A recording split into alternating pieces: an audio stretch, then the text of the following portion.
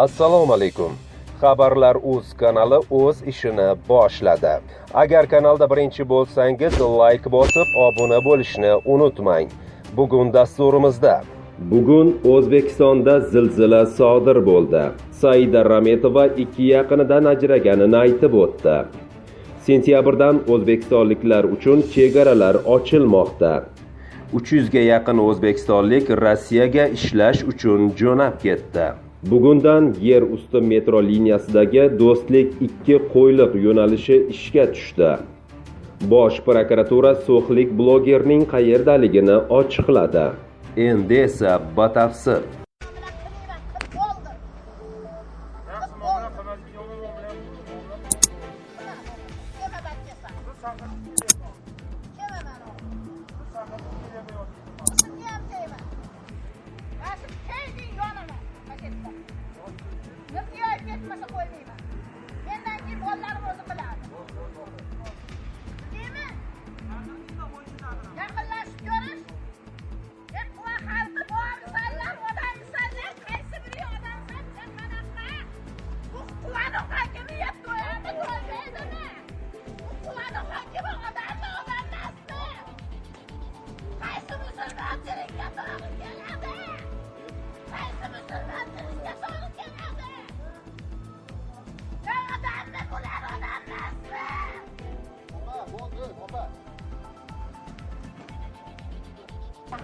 Mana hurmatli tashkilot rahbarlari, Quva tuman hokimining ahvoli shu. 2 kundan beri qatnayapmiz. Onam bechorani olib ketib, mazasi qochib qoldi. Kelamiz, ketamiz, mana shu ahvol. Bo'layotgan ishlar ko'ryapsizlar o'zlaring baho berasizlar. Nomi bor, puli bor odamlar bemalol mana ketishyapti. Kiryapti, chiqyapti. Bizga o'xshagan kambag'allar mana shu yerda kutib kechgacha. Qonni och, obto'da, yomg'irda qolib ketyapti. Bahonalari yig'ilish deyishyapti bo'ldi. Hokim qiyin. O'zlaring baho berasiz. 300 ga yaqin o'zbekistonlik Rossiyaga ishlash uchun jo'nab ketdi. O'zbekistonlik 287 nafar fuqaro Rossiyaning Amur viloyatidagi gazni qayta ishlash zavodi qurilishida ishlash uchun charter reys orqali uchib ketdi.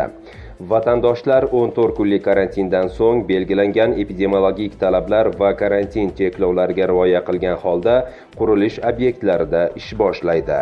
Bu haqda Tashqi mehnat migratsiyasi agentligi xabar qildi.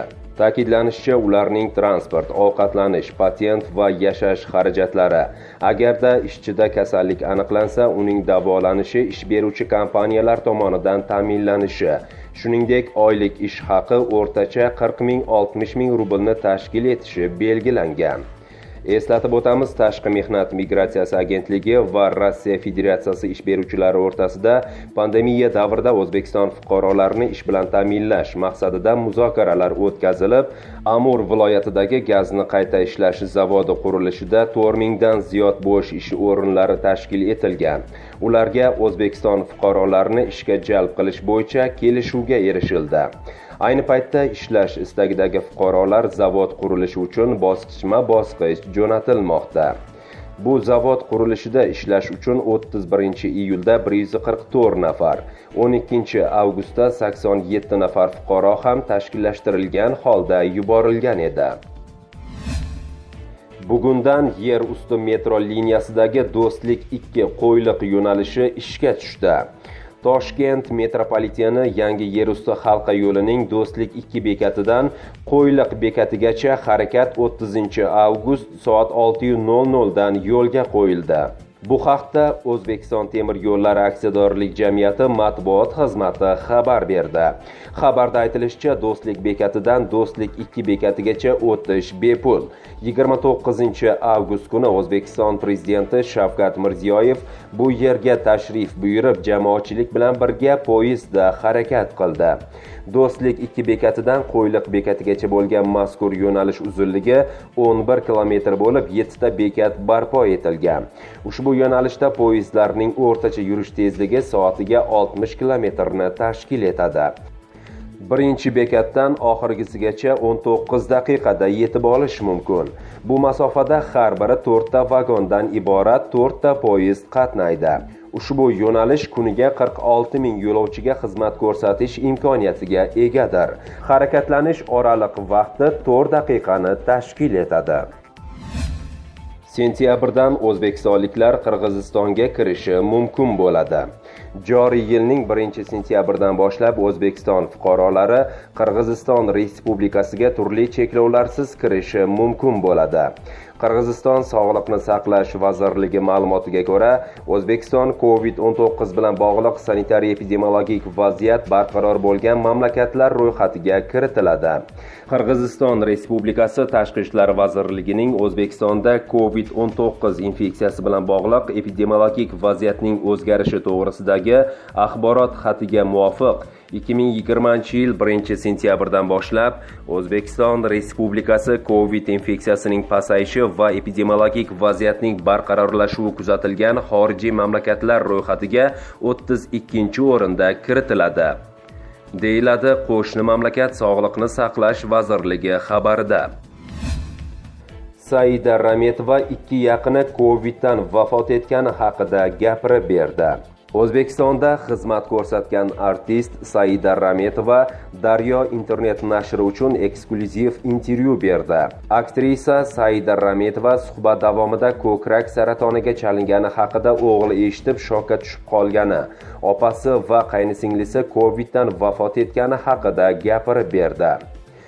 Bolamga kasal bo'lganimni aytganimdan so'ng bolam shoshib-pishib shokka tushib qoldi. Nimagadir aytkim keldi. Xuddi ularni boshqa ko'ra olmaydiganday, hattoki operatsiyaga ham yeta olmaydigan, hech kimga hech qanday gapimni ayta olmaydigandek tuyuldi. Opam rahmatli bir hafta ichida hech kimga hech narsa ayta olmasdan COVID-dan vafot etdi. Keyin qaynsinglim ham shu kasaldan vafot etdi. Jumadulla akam ham juda og'ir kasal bo'ldilar. Hammasini ichimga oldim, yig'ladim, qo'limdan hech nima kelmadi, kuyindim. Turkiyadagi shifokorlar depressiyaga tushib qolganimni, ko'p siqilganimni aytishdi. O'sha uchun barcha gaplarimni bolamga, yaqinlarimga aytib qolay deb kasal bo'lganimni ham ularga aytgan edim. Saida Rametova O'zbekistonda xizmat ko'rsatgan artist. Bosh prokuratura so'xlik blogerning qayerdaligini ochiqladi. Farg'ona viloyati prokuraturasi tomonidan joriy yilning may oyida So'x tumanida sodir bo'lgan ommaviy tartibsizliklar va boshqa holatlar yuzasidan qo'zg'atilgan jinoyat ishi bo'yicha tergov harakatlari olib borayotgani haqida xabar bergan edik. Tergov davomida 6 nafar shaxsga nisbatan Jinoyat kodeksining 219 va 244-moddalari bilan ayb e'lon qilinib, ularga qamoqqa olish tarzidagi ehtiyot chorasi qo'llanilgan edi. Ijtimoiy tarmoqlarda esa so'xlik bloger Haydarjon Bobohaydarov yo'qolib qolgani haqida xabarlar tarqaldi. Bosh prokuratura mazkur ish bo'yicha qo'shimcha ma'lumot berdi va bloger ushlanganini ma'lum qildi. Fuqaro Haydarjon Bobohaydarov jinoyat ishi bo'yicha gumon qilinuvchi tariqasida jalb qilinib, Jinoyat kodeksining 266-moddasi tartibida ushlangan. Tergov davomida Haydarjon Bobohaydarovga protsessual huquq va majburiyatlari tushuntirilgan va himoya huquqi ta'minlangan. Qayd etilishicha, ish bo'yicha haqiqatni aniqlashga to'sqinlik qilish holatlarining oldini olish maqsadida boshqa tafsilotlar oshkor qilinmaydi. Farg'ona viloyatida yer silkinishi qayd etildi. Bugun 30-avgust kuni Toshkent vaqti bilan soat 8:41 da Qirg'izistonda zilzila sodir bo'ldi. Zilzila koordinatalari 39,56 gradus shimoliy kenglik, 71,73 gradus sharqiy uzunlik, magnituda M3,7, chuqurlik 10 km.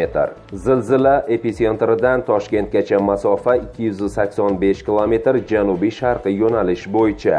Zilzila O'zbekiston hududida. Farg'ona 92 km 2 ball.